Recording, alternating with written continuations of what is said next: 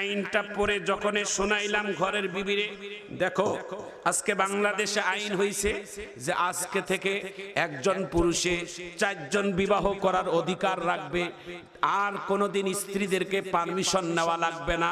যখন বলছি বলে যখন রাস্তায় আসছি, রাস্তায় আসার পরে দেখি ফোন টেলিফোন বাজতেছে, নিজের বউয়ে আমারে ফোন করে বলতেছে, হুজুর সাহেব শোনেন, আপনার আদালতে, বাংলাদেশের আদালতে আইন করেছে হয়তো স্বামী স্ত্রীর পারমিশন ছাড়া বিয়ে করতে পারবে, তবে বাংলাদেশের আদালত কিন্তু ড্রিল মেশিন ভাঙ্গার কোনো আইন নিষেধ করে নাই। ড্রিল মেশিন অন্যের ওয়াল যায় ছিদ্র করার আগেই ড্রিল মেশিন ভেঙ্গেও মাঝে মাঝে আমরা দিতে পারি মহিলারা। এরে কুমিল্লা জেলার বায়ারা, যুবক বায়ারা, মুরব্বী বাবারা, বাংলাদেশের হাইকোর্টের মধ্যে একটা মামলার রায়ের আদেশ হয়েছে, আজকে শুনলে খুশি হবেন। বহুদিনের তামান্না ছিল হযরত উলামায়ে কেরামদের, মামলার রায় ছিল এমন যে একটা পুরুষে বিবাহ করার অধিকার আছে 4টা। একটু জোরে বলেন কয়টা? কয়টা? কিন্তু বউ দিবে না একটা, বউ পারমিশন দিবে না, কিন্তু ইসলাম পারমিশন দিয়েছেন 4টা, কোরআন পারমিশন দিয়েছেন, আমার নবী পারমিশন দিয়েছেন 4টা। আজকে সেই আদালতের রায় ঘোষণা হলো, বিবাহ করা করলে স্বামী যদি বিবাহ করতে চায় করবে, তবে এই বিবাহের মধ্যে কোনো স্ত্রীর পক্ষ থেকে কোনো অনুমতি নেওয়া লাগবে না। আদালতে রায় দিয়ে দিয়েছে। বাংলাদেশে ইসলামের দুশমনেরা গুমসুম শুরু করে দিয়েছে, আগুন লাগছে আগুন। জোরে বলুন ঠিক কিনা? ইসলামের একটা ভালো কাজ যখন হয়, ইসলামের দুশমনেরা শরীরের মধ্যে চুলকা চুলকি শুরু হয়ে যায়। কথা বলেন ঠিক কিনা? নিরার নবী মুহাম্মদুর রাসূলুল্লাহ সাল্লাল্লাহু আলাইহি ওয়াসাল্লামের সুন্নাহ এবং কোরআনের বিধান, একটা পুরুষ মানুষ যার মধ্যে 4টা গুণ থাকবে, সে 4টা পর্যন্ত বিবাহ করতে পারবে। তবে যদি না একটা দিয়েই যদি আপনি সুখী হন, আপনি করেন, কোনো অসুবিধা নাই, তবে আপনি পারবেন, এটা ইসলামের সমর্থন আছে। জোরে বলা যায় না আল্লাহু আকবার? আমরা বলি নাই যে আজকেই যায় আর একটা বিয়ে করেন, বউয়ের দোষ নাই, বউটা আপনার ঠিকঠাক ভাবে সংসার দেখে, আপনি স্বামী হিসেবে তার অধিকার সব আদায় করে। আমরা বলি নাই যে আর একটা বিবাহ করো। আল্লাহর নবী খাদিজা রাদিয়াল্লাহু তাআলা আনহা 25 বছর বয়সের নবী 40 বছর একজন বয়স্ক মহিলা, আধা বয়স্ক মহিলাকে বিবাহ করেছে। খাদিজার ইন্তেকাল না হওয়া পর্যন্ত আল্লাহ রাসূল দ্বিতীয় বিবাহের চিন্তাও করে না, বরং আল্লাহ রাসূল হৃদয়ের মধ্যে জায়গা করে নিয়েছেন হযরতে খাদিজা রাদিয়াল্লাহু তাআলা আনহা। রাসূলের ইন্তেকাল পর্যন্ত সব ভুলে গিয়েছে, খাদিজার স্মৃতি কোনোদিন ভুলে যায় না।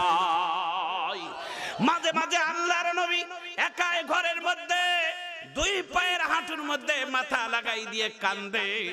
খাদিজা আয়েশা সিদ্দিকা রাসূলের ছোট বিবি যায়া বলতেন, নবী গো, আপনার বাবা মার কথা খেয়াল পড়ছেন এই জন্য কান্দেন? কয় না। বলে তাহলে কি মক্কার কথা খেয়াল পড়ছে? কয় না। বলে তাহলে কি দুঃখে আপনি কান্দেন একটু বলেন। নবী বলেন, এ আয়েশা, আমার দুঃখের দিনের স্ত্রী, আমার বন্ধু, আমার খাদিজার কথা খেয়াল পড়ছে, এই জন্য আমি কান্দি। আয়েশা ডাক দিয়া বলে, ইয়া রাসূলুল্লাহ, খাদিজার মধ্যে কি এমন ছিল যা আমাদের মধ্যে নাই? খাদিজার জন্য এখনো আপনি কান্দেন, যেই খাদিজা একজন আধা বয়স্ক মহিলা, আপনি এত বড় একজন নূর নবীর চেহারা, কাছের চন্দ্র তারকার থেকে বেশি সুন্দর, যা খাদিজার মধ্যে ছিল যা আমাদের মধ্যে নাই, আপনি সেই খাদিজাকে বলতে পারেন না? আল্লাহর নবী ডাক দিয়া বলেন, আয়েশা, তুমি সব কথা নিয়ে বাড়াবাড়ি করিও, আমার খাদিজার কথা নিয়ে বাড়াবাড়ি করিও না। আমি বিশ্ব নবী খাদিজার কাছে আমি ঋণী থাকবো কিয়ামত পর্যন্ত। সুবহানাল্লাহ বলেন। কেন রে আয়েশা বিবি? জলে যখন মক্কার মধ্যে আমি ইসলামের দাওয়াত শুরু করলাম, মক্কার নিজের বংশের মানুষগুলো আমার বিরোধিতা করত। মক্কার অলিতে গলিতে আমার দুশমনের অভাব নাই। কেউ আমার পাহারাদার বলতে কেউ নাই। সেই সময় খাদিজা হলেন আমার স্ত্রী। মক্কার মধ্যে কয়েকজন বিজনেসের মধ্যে অন্যতম বিজনেসওয়ালা, টাকাওয়ালা, ক্ষমতাওয়ালা, সুবহানাল্লাহ বলেন। অন্য সম্পদের হিসাব দেব না। আল্লাহর নবী খাদিজাকে যখন বিবাহ করেছেন সেই সময় খাদিজার স্বর্ণের ওজন ছিল 40 মণের উপর। দুম্বা উটের কথা, খেজুরের বাগানের কথা এতগুলো বলার টাইম নাই। স্বর্ণের ওজন ছিল 40 মণ। বিশ্ব নবীকে খাদিজা যেই দিন বিবাহ করলেন, বাসর রাত্রে আল্লাহর নবীর পায়ের নিচে খাদিজা সমস্ত গোডাউনের চাবিগুলো আল্লাহর নবীর পায়ের নিচে বিছিয়ে দিয়ে বলে, ইয়া রাসূলুল্লাহ, ইয়া হাবিবাল্লাহ, এতদিন আমি এগুলোর ছিলাম মালিক, আজকে থেকে সব আপনি দেখাশোনা করবেন, যা ইচ্ছা তাই করবেন। আজকে থেকে আমি আপনাকে, আপনার মতো একটা দামি সম্পদ পেয়েছি, এটা আমার। সুবহানাল্লাহ বলেন। এই খাদিজাকে আল্লাহর নবী কেমনে ভুলে বলেন তো? কোন দিনের জন্য আল্লাহর নবীকে ছোট করায় নাই, কোন দিনের জন্য আল্লাহর নবীকে একটা কটু কথা বলেন নাই যে এত সম্পদ আমি আনছি, আপনি আমার সাথে এমন গলা করে কথা বলেন কেন? আছে না নাই? বর্তমান মহিলারা আছে না নাই? এটা মোটরসাইকেল আনছে, এটার যন্ত্রণায় ঘুমাইতে পারি না। কথা কন, ঠিক কন। শ্বশুর বাড়ি থেকে একটা গিফট দিছে খাট, মাঝে মাঝে যদি ঝগড়া লাগে কয় খাট থেকে নামেন। কেন? কই খাটে কার জানেন না? এতিমের লেহেঙ্গায় সাথে সোফায় ঘুমায়। কই সোফাটাও তো আমার বাপের বাড়ি, যেখানে যায় সেটাই শ্বশুর বাড়ি। এখন স্বামী বেচারা চিন্তা করে আর এই ঘরেই থাকবো না, আছে না নাই? আর আল্লাহর নবী, এই মা বোনেরা, আল্লাহর নবীর পহেলা স্ত্রী নাম তার খাদিজা আম্মা। তিনি এত সম্পদ আমার নবীর পায়ের নিচে বিছিয়ে দিয়েছেন। আল্লাহর নবী নিজে কোনোদিন বাজারে যাইয়া একটা শাড়ি কিনে, একটা কাপড় কিনে খাদিজাকে উপহার দেয় নাই। বরংস আল্লাহর নবীর যেই দিন খাদিজা মারা যায় সেই দিন বিশ্বনবী কেঁদে কেঁদে বলছিলেন, খাদিজা রে, যেই দিন তোমার বিয়ে হয়েছে সেই দিন তুমি কোটি টাকার সম্পদ তোমার, আর আজকে তুমি খাদিজা মারা যাচ্ছ, তোমার পরনের মধ্যে তালিওয়ালা কাপড়, তোমার পরনে এতগুলো তালি, এতগুলো একটা কাপড়ের মধ্যে তালি হয়। আল্লাহর নবী বলছেন, খাদিজা রে, এই জন্য তুমি হচ্ছ, তোমার ঘোষণাটা আমি দেই রে খাদিজা। শোনার পরে জোরে আল্লাহু আকবার বলবেন। এই পৃথিবীতে সমগ্র নবীর উম্মতের এবং আমার নবীর উম্মতের মধ্য থেকে যত মহিলারা জান্নাতে যাবে সবার আগে খাদিজার নামের সিরিয়ালটা থাকবে 1 নম্বর। একটু জোরে কর। 6 জন নারীর সিরিয়াল থাকবে সিরিয়ালে, কিন্তু সবার আগে থাকবেন খাদিজা। ইভেন খাদিজার মেয়ে, পেটের সন্তান নাম তার ফাতেমা। ফাতেমা হবেন সাইয়্যিদাতুন নিসাঈ আহলিল জান্নাহ, মহিলাদের জান্নাতের সর্দারনি। ঠিক হতে পারে, ঠিক মহিলাদের নেতৃত্ব দিবেন, তবে খাদিজার আগে জান্নাত তিনি যাবেন। এটা জোরে কর। তিনি নেতৃত্ব দিবেন, ঠিক তেনার নেতৃত্ব খাদিজাও চলবেন, কিন্তু খাদিজার আগে ফাতেমাও জান্নাতে যাবে না। এটা আল্লাহর নবীর দোয়া। একটু জোরে কর। কুল ইন কুনতুম তুহিব্বুনাল্লাহ ফাত্তাবিউনি ইউহিব্বুকুমুল্লাহ ওয়া ইয়াগফির লাকুম যুনুবাকুম ওয়াল্লাহু গফুরুর রহিম।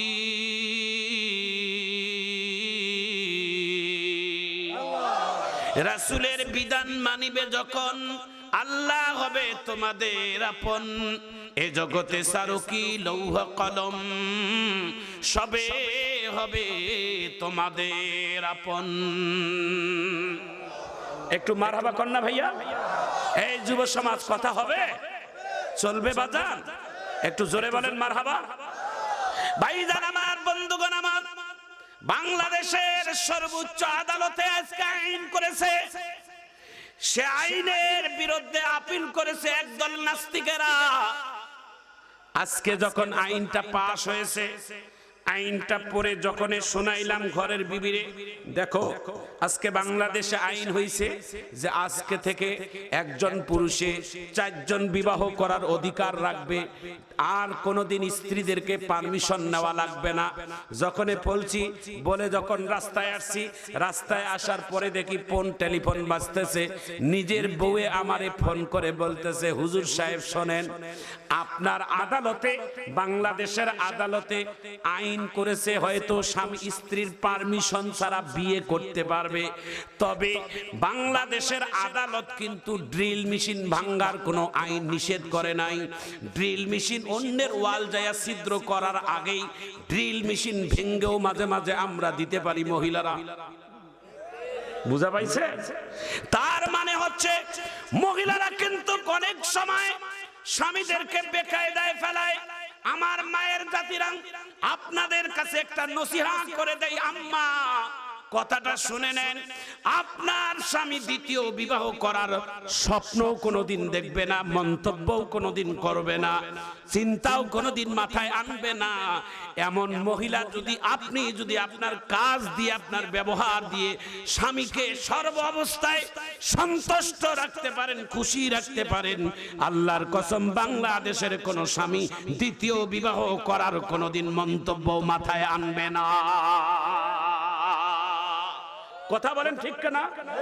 বাংলাদেশের বড় একজন আলেম আমেরিকার মাটিতে সফরে গেছে, আমেরিকায় নাম বলছি, তিনি যখন সফরে গেছে সঙ্গে ছিল তার সহধর্মিনী। সাংবাদিকেরা স্ত্রীকে বলছে, প্রথম স্ত্রীকে বলছে, আপনি আপনার স্বামী পৃথিবীর একজন বিশিষ্ট আলেমের মধ্যে অন্যতম আলেম, আপনি একজন স্বামী হিসেবে কেমন পেয়েছেন আপনার মুখ থেকে জানতে চাই। পর্দার আড়াল থেকে মহিলাটা বলছে, আমি আমার স্বামী, তার প্রশংসা আমি এইটুকু করব যে জীবনে কোনোদিন আমাকে 1 গ্লাস পানি আমাকে আদেশ করে নাই, আমাকে দিও। সুবহানাল্লাহ। কে বলছে? স্ত্রী সাংবাদিকদেরকে বলতেছে, আমার স্বামী এত ভালো, জীবনে কোনোদিন আমাকে 1 গ্লাস পানি নেওয়ার আদেশ করে নাই, যে 1 গ্লাস পানি দাও, এটা কোনোদিন আমাকে হুকুম করে নাই। সাংবাদিক কয়, এটা কেমন কথা হলো? বউয়ের কাছ থেকে 1 গ্লাস পানিও চায় না, তাহলে চলে কেমনে? সাংবাদিক চলে গেছে হুজুরের কাছে, যা বলছে, হুজুর আপনার স্ত্রী বলল আপনি নাকি জীবনে 1 গ্লাস পানিও চান না। তখন স্বামী কি বলছে শোনার পর আল্লাহু আকবার বলবেন, স্বামী বলছে, পানি যদি চাওয়ার আগে স্ত্রী যদি তার আগে আমাকে পানি দেয়, তাহলে আমি কেন পানি চাইবো? দুজনে কোন আল্লাহু আকবার। সাংবাদিক হা করে দাঁড়ায় আছে, কয় একজন আরেকজনের প্রতি এত গভীরতা, এত ভালোবাসা। একজন বলল জীবনে পানি চায় না, আরেকজন বলে পানি চাওয়ার আগে যদি পানি দেয় তাহলে আমি পানি কেন চাইবো? একটা স্ত্রী যদি তার স্বামীর মনের ভাষা যদি কেউ বোঝে যে আমার স্বামী এখন কি দরকার, সুবহানাল্লাহ বলে, আমার স্বামীর এখন গরম পানির দরকার না ঠান্ডা পানি দরকার, আমার স্বামীর এখন কি জিনিসের দরকার, এটা যদি কোন নারী বুঝতে পেরে তার আগে যদি স্বামীর সামনে পেশ করে, আল্লাহর কসম করে বলি, ওই স্বামীর হায়াতের জিন্দেগিতে দ্বিতীয় বিয়ে তো দূরের কথা, মাথার মধ্যে পরিকল্পনাও কোনোদিন আনতে পারে না। কথা বলেন ঠিক না? ম্যাক্সিমাম পুরুষেরা দ্বিতীয় বিবাহের চিন্তা করে নারীদের নির্যাতনের শিকার হয়। কথা কন ঠিক না? আরো জোরে বলেন ঠিক না? এজন্য টেনশন করার দরকার নাই মা বোনেরা, আমরা হুজুরেরা আপনাদের বিপক্ষে না। মারহাবা কর। আমরা যে একেবারে বলবো ওয়াজ করে যে বলবো এই যে বিয়ে করো, এইরকম না, চিন্তা করার কোনো দরকার নাই। মারহাবা বলেন। আমার জীবনে বাংলাদেশে এমনও দেখছি, আমার একজন প্রতিবেশী ছিল, মুরব্বী মনে কিছু নেন না, বাজার ওয়াজের কথাগুলো আসতেছে, তো এই প্রতিবেশী ওই ওনার স্ত্রী প্যারালাইসিস হয়ে 7 বছর বসেছিল। মাঝে মাঝে ওনার মা চাচিরা এসে জুয়ান বেটা একটা বিয়ে করতে বলে, কিন্তু ওনাদের একজন আরেকজনের প্রতি খুব গভীরতা, বলছে মা সব কথা বলিও, আমি বিয়ে করব না, এই বউকে আমার সহ্য করতে পারবে না, এখনো বেঁচে আছে, ও যদি দেখে আমার বউ আনছি ও এমনি হার্ট করে মারা যাবে। কিন্তু মাঝে মধ্যে আমরা যাই ইয়ার কি করতাম, বড় ভাবি হবে তো, যা বলতাম ভাবি অনুমতি দেন না, ভাইয়ের এটা বিয়ে দিয়ে নিয়ে আসি। কথা বলতে পারে না, হাতও চলে না, তো এমনি ইশারা দিয়ে কথা মারহাবা কর, মানে মুখের ভাষা নাই, প্যারালাইসিসে অবশ হয়ে গেছে, তারপর হাতের ইঙ্গিত দিয়ে বলে না আমি পারমিশন দেব না। পারমিশন দিবেন না মানে আপনি না খেদমত করতে পারেন না, তার হক আদায় করতে পারেন না, তাও ইশারা দিয়ে বলে আমি বেঁচে থাকতে আমি আমার পারমিশন দেব না। এই বউয়ে এক পা কবরে চলে গেছে, তারপরও স্বামীকে বিবাহ করার পারমিশন দেয় না।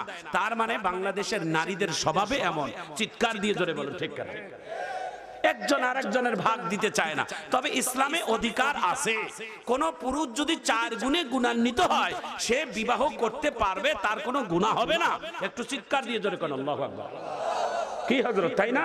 তার মধ্যে যদি 4 গুণে গুণান্বিত থাকে, তার মধ্যে 1 নম্বরে হচ্ছেন শারীরিক যোগ্যতা। মারহাবা কর।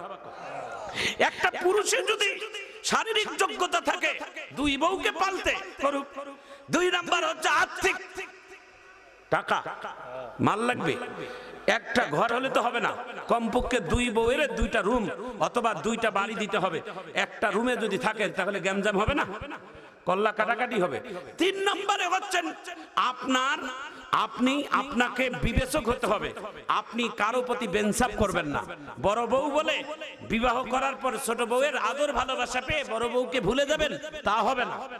আপনার ইনসাফ বলা হতে হবে, সবাইকে সমান অধিকার দিতে হবে, সবার হক সমানভাবে আদায় করতে হবে।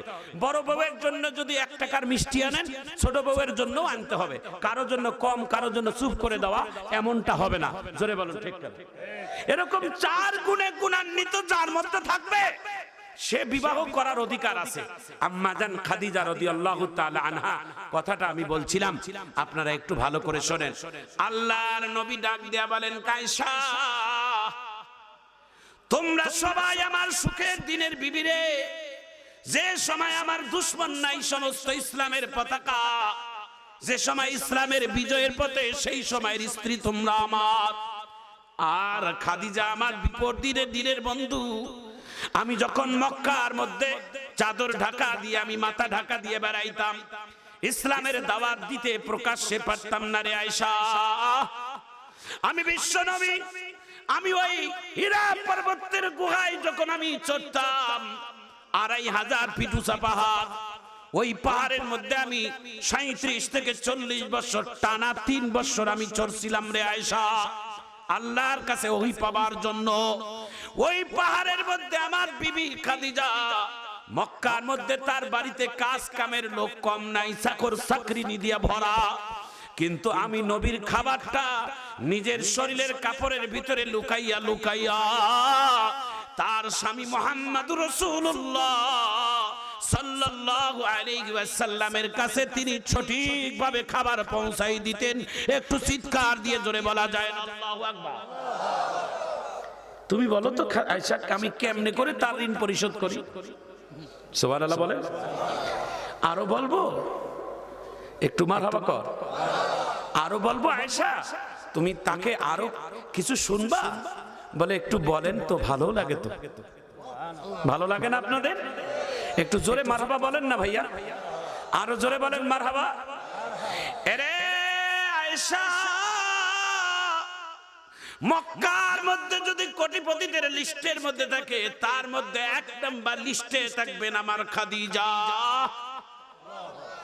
ওই খাদিজারে আমি জীবনেও কোনোদিন একটা মার্কেট থেকে নতুন কাপড়ও কিনে দেই নাই রে খাদিজা। সেই খাদিজা যেই দিন মারা যায়, সেই খাদিজার কত বড় ভাগ্য। খাদিজার 2 পায়ের, খাদিজার মাথাটা আমি নবীর 2 পায়ের উরাদের মাথার বালিশ বানিয়ে দিয়েছি। সেই দিন খাদিজা আমার চেহারার দিকে চেহারা দেখে কান্দে। আমি প্রশ্ন করছিলাম, খাদিজা তুমি আমার চেহারা দেখে কেন কান্দো?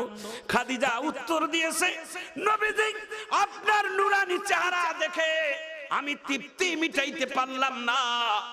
এই দুনিয়া আপনার চেহারা দেখে আমার তৃপ্তি মিটাইতে পারলাম না।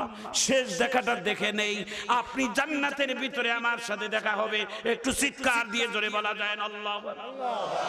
খাদিজা তোমার কাছে আমি ঋণী, আমি বিশ্ব নবী তোমার কাছে ঋণী থাকলাম। তোমার সম্পদ, তোমার ব্যয়, তোমার ভালোবাসার কাছে আমি ঋণী হলাম। একটু চাইলে আমি তোমার কিছু ঋণ পরিশোধ করে দিতাম রে খাদিজা।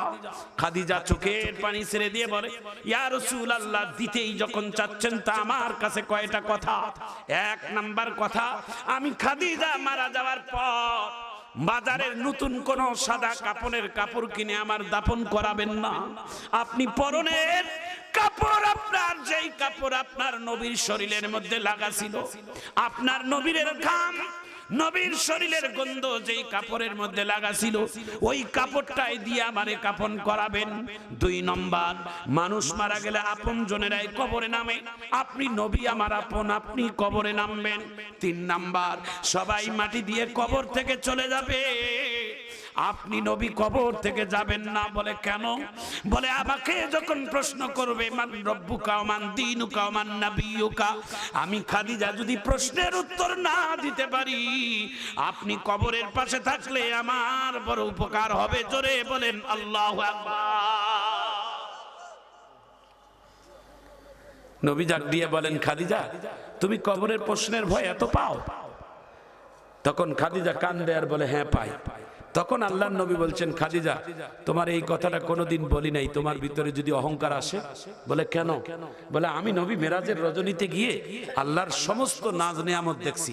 তা আল্লাহর জান্নাত যখন আমি ভ্রমণ করতেছিলাম, সব থেকে ভালো একটা বিল্ডিং, ভালো একটা ভবন আমার চোখে ধরা পড়ছিল। আমি আল্লাহর ফেরেশতা জিবরাইলকে বলছিলাম, এত সুন্দর এই বিল্ডিংটা কার জন্য আল্লাহ বানাইছে? আল্লাহর নবী ডাক দিয়ে, জিবরাইল ডাক দিয়ে বলে, ওগো নবী, জান্নাতের প্রত্যেকটা ভবনের উপরের মধ্যে লেখা থাকে এটা কার ভিলা। সুবহানাল্লাহ। বাড়ি যে কোন জান্নাতের প্রত্যেকটা, আপনারা বাড়ি বানাইয়া 10 লাখ টাকার বাড়ি বানাইয়া যদি দিতে পারেন সরকার ভিলা, হাজি ভিলা, গাজী ভিলা, তারপরে সলিমউদ্দিন ভিলা, তাহলে আল্লাহর জান্নাতের ভিলার মধ্যে কি নাম লেখা থাকবে না? সুবহানাল্লাহ। একটু জোরে কর না ভাই। আল্লাহর ফেরেশতা জিবরাইল ডাক দিয়ে বলে, নবী গো, জান্নাতের বিল্ডিংটা কার? এটা যদি দেখতে চান উপরে দেখেন লেখা আছে কার? তো লেখা আছে কিং খাদিজা। একটু জোরে কর। এটা খাদিজা। আল্লাহর নবী বলে, খাদিজা, এই জিবরাইল এটা কোন খাদিজা? কই এখনো আপনার সন্দেহ, আপনার খাদিজা কয়জন? বলে আমার বিবি খাদিজা। কয় হ্যাঁ। কই আমার খাদিজার জান্নাতের সামনে আমি আল্লাহর নবী দাঁড়িয়ে গেলাম। একটু জোরে কর না ভাই। বলে হ্যাঁ, এটা আপনার বিবি খাদিজার জন্য আল্লাহ তাআলা এই জান্নাতের রুমটা বরাদ্দ করছে, আপনি এটা খাদিজার জন্য আপনি দেখিলেন। একটু চিৎকার দিয়ে জোরে কর সুবহানাল্লাহ। খাদিজাকে মৃত্যুর আগে আল্লাহর নবী সুসংবাদ দিয়েছেন, খাদিজা রে, এই খাদিজা, আমি নবী নিজের চোখে জান্নাতের বিল্ডিং আমি দেখে আসছি রে খাদিজা। বলি নাই এতদিন, মৃত্যুর সময় তোমার সুখবর দিয়ে দেই, মরার সঙ্গে সঙ্গে ওই জান্নাতের বিল্ডিংটাই তুমি যাবা। একটু জোরে কর, আরো জোরে কর। আহা, এই খাদিজা এত বিশাল অর্জন করলো কেমনে? তুমিও মেয়ে, তুমিও খাদিজা বাংলাদেশের, উনিও খাদিজা। সুবহানাল্লাহ বলেন। 2 খাদিজার মধ্যে আসমান জমিন ডিস্টেন্স। সুবহানাল্লাহ বলেন। যেই খাদিজা কোটি কোটি টাকা বিলীন করে দিল, মৃত্যুর সময় কাপড়ের মধ্যে তালি নিয়ে কবরে গেল, ওই খাদিজা এত বড় সম্পদ থাকা সত্ত্বেও আল্লাহর নবীকে কোনোদিন আঘাত দেয় নাই। আর তুমি খাদিজা 1 বিঘা জমি আনছো বলে সারা জীবন স্বামীকে খাট থেকে সোফা, সোফা থেকে খাট, বাড়ি থেকে অমুক জায়গা তুমি ধরে বেড়াও চটকাই চটকাই। তাহলে বোঝো তুমি কয় নম্বরের খাদিজা? জোরে বলুন ঠিক কেনা? আম্মা, আমি তোমাকে খাটো করার জন্য আমি আসি নাই মা। ও মা, আমি তো তোমার মতো মায়ের পেট থেকে একটা আশা সন্তান। তুমি যেমন একটা সন্তান জন্ম দিয়েছো, আমিও তো একটা মায়ের পেট থেকে আসছি। নবী আলাইহিস সালাতু সালাম বলেন, আল জান্নাতু তাহতা আকদামিল উম্মাহাত, মায়ের পদতলে সন্তানের জান্নাত।